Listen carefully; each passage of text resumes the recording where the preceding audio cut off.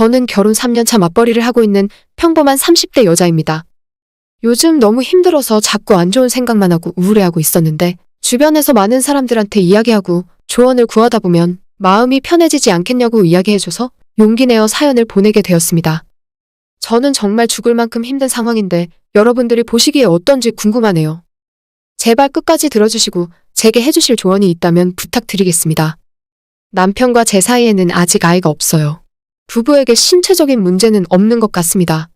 아직은 때가 아니라고 생각해서 아이는 미루고 있는 중이에요. 집도 아직 작고 전세 계약 끝나면 이사를 가야 할지 어떻게 해야 할지 앞날이 아무것도 정해진 게 없어서 불안한 마음에 아이를 가지지 못하고 있어요.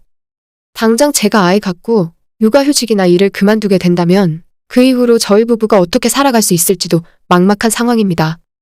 시댁과 우리 친정집 가정환경은 썩 좋다고는 말씀 못하겠습니다. 일단 시댁은 시아버님이 특별한 직업이 없으시고 일용직을 전전하고 계세요. 시어머님도 가끔 한 번씩 일을 하시는 것 같은데 수입이 없는 거나 마찬가지입니다.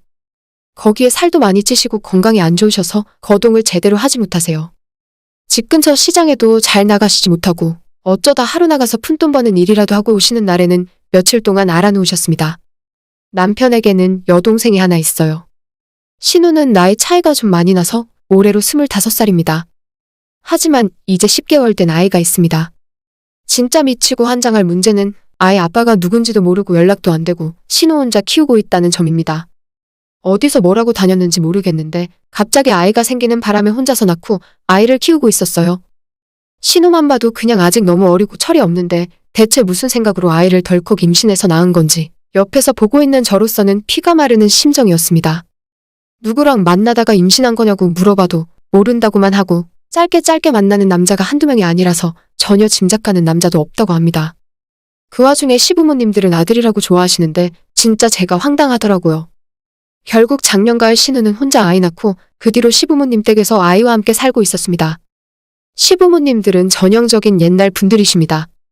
저한테도 결혼 초부터 계속 손주 언제 가질 생각이냐고 하시던 분들이었어요.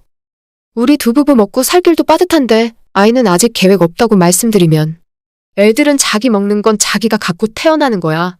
일단 낳으면 알아서 쑥쑥 클 텐데 뭐가 그렇게 걱정이니? 라고 말씀하셨습니다. 요즘 애들 키우는데 돈이 얼마나 많이 들고 신경을 얼마나 많이 써야 하는데요. 콩나물도 아니고 낳아놓고 방치해둘 거면 애를 낳으면 안 되는 거죠. 아버님은 저희 남편과 신우가 크게 말썽 안 부리고 학원 한번 안 보냈어도 잘 자라지 않았냐고 항상 말씀하십니다. 하지만 아버님이 아이 키우실 때랑 요즘은 완전 다르지 않습니까? 요즘 애엄마들 얼마나 어릴 적부터 먹는 거 하나부터 유치원 어린이집까지 하나하나 최고급으로 해주면서 신경 써서 키우는데요. 제 친구들만 봐도 아이 둘 키우는데 부부가 맞벌이해서 버는 돈이 고스란히 다 들어간다고 하더라고요. 저희 부부는 맞벌이를 하고 있다지만 둘 다 벌이가 그리 좋지 못해서 월세 내고 생활비 쓰고 나면 저축도 거의 하지 못합니다. 아직 남편과 제 학자금 대출도 많이 남았어요. 이런 상황에서 아이까지 낳아서 키우는 건 제 생각엔 너무 무리라고 판단했어요. 남편도 본인 주머니 사정 뻔히 알아서 지금까지 제 생각에 딱히 반대하진 않았습니다. 그런데 얼마 전 새벽에 자고 있었는데 남편의 핸드폰이 울리더라고요. 시어머니가 새벽에 전화하시길래 혹시 큰일이라도 생긴 건가 싶었는데 신우 못 봤냐고 물어보시는 전화였어요. 남편이 전화를 받고 갑자기 새벽에 신우를 왜 찾으시냐 물으니까 시어머니가 엄청 당황하신 목소리로 야야, 큰일 났다. 네 동생이 집을 나간 것 같다. 애도 안 데려가고 지 옷만 싸들고 집을 나갔다. 제게는 정확한 상황에 대해서 이야기를 안 해주시기 때문에 신우가 무슨 이유로 집을 나갔는지 듣지 못했어요. 집에서 시부모님들과 마찰 때문인지 아니면 신우가 남자가 생긴 건지. 아무튼 중요한 상황이 시부모님들에게 이제 돌도 안 지난 아이를 내버리고 도망가버렸다는 그 사실입니다. 시아버지는 당연히 아이 볼 줄도 모르시고 시어머니는 건강이 안 좋으세요. 남편이 일단 그날 출근은 해야 하니까 퇴근하고 저녁에 시댁에 들르겠다고 했고 그때까지만 해도 설마 나한테까지 불똥이 튀겠어? 라는 생각이었죠. 남편은 저녁에 퇴근하자마자 시댁으로 향했고 저는 집으로 가고 있었어요. 아이 볼 줄도 전혀 모르고 시댁 일에 끼고 싶지 않았는데 집에 거의 다 도착할 때쯤 남편에게서 전화가 왔습니다. 지금 시댁에 있는데 빨리 와서 애 보는 것 좀 도와달래요. 제가 왜 아이를 봐야 하냐고 싫다고 했지만 남편은 다급한 목소리로 지금 그런 소리 할 때가 아니라면서 자기도 퇴근하고 시댁 방금 도착했는데 상황이 너무 심각하니까 잔소리 말고 빨리 시댁으로 오라고 하더군요. 저는 진짜 아이 봐본 적도 없습니다. 친척 조카를 한 번 본 적도 없고 동생도 없고 오빠만 있어요. 제 친구 아이 낳았을 때 구경 가더라도 만지는 것조차 조심스러워서 눈으로만 보고 돌아오는 그런 사람이란 말입니다. 애를 키워본 적도 없고 어떻게 봐야 하는지도 모르는데 무작정 오라고 하니까 너무 짜증나고 싫더라고요. 하지만 남편 목소리가 너무 다급해서 일단 시댁으로 향했습니다. 진짜 현관문을 여는 순간 이건 뭔가 잘못됐다는 생각이 바로 들었어요. 아이 응가 냄새가 현관문을 열면서 바로 진동을 하기 시작하고 애는 자지러지게 울고 있고 총체적인 난국이었습니다. 시아버지는 아이 우는 소리 시끄럽다고 하시면서 진작에 외출하시고 없었고 시어머니는 남편 퇴근 전까지 혼자 아이 보다가 지치셨는지 안방에 쓰러져 계셨어요. 나중에 이야기 들어보니 너무 힘들어서 토를 2번이나 하셨답니다. 남편은 뭘 해야 하는지도 모른 채 우왕좌왕하고 있어서 저도 그 집안 꼴을 보니 멘탈이 터져서 그대로 1분 정도 현관에 서 있었던 것 같네요. 간신히 정신을 차리고 아이 기저귀 한 번도 갈아본 적 없는데 우선 아이 기저귀부터 갈아주고 인터넷 찾아서 분유 타서 남편에게 먹이고 있으라고 줬어요. 그리고 엉망진창이 되어버린 집안부터 청소하기 시작했습니다. 간신히 어느 정도 상황 정리하고 났더니 저녁도 못 먹고 시간은 밤 10시가 다 되어 있었습니다. 만약 제가 아이를 낳는다면 이런 일상을 살아가야 한다고 생각하니 너무 힘들 것 같아서 엄두가 안 나더라고요. 대충 집도 다 정리했고 아이도 남편 품에서 잘 자고 있길래 저는 먼저 집으로 간다고 하고 돌아와 있었습니다. 결국 그날 남편은 집에 돌아오지 않았습니다. 다음 날 회사 출근해서 일을 하고 있었는데 남편에게서 전화가 오더라고요. 자긴 오늘 출근도 못했다면서 저보고 당분간 회사에 병가라도 내고 시댁에서 애를 보라고 하네요. 저는 회사의 눈치도 보이고 도저히 그럴 수 없는 상황이에요. 쉴 수 있다고 해도 그 시간을 애 보는데 쓰고 싶지 않고요. 남편에게 저는 못한다고 당신이 하던지 신우를 찾아오든지 알아서 하라고 했더니 저보고 며느리로서 집안일을 모른 척하면 안 된다네요. 시어머니도 옆에서 전화 거두시면서 자기는 몸이 아파서 도저히 안 되겠다며 제발 집에서 아이 봐달라고 하는데 진짜 난감하더라고요. 신우가 언제 들어올지도 모르고 제가 언제까지 애를 볼 수도 없는 일이에요. 제가 다니는 회사가 규모가 큰 대기업도 아니라서 일주일 한 달씩 휴가를 쓸 수도 없습니다. 아마 신우 아이 봐야 한다고 일주일 쉰다고 하면 바로 그만두라는 소리 나올 수도 있는 그런 작은 규모의 중소기업입니다.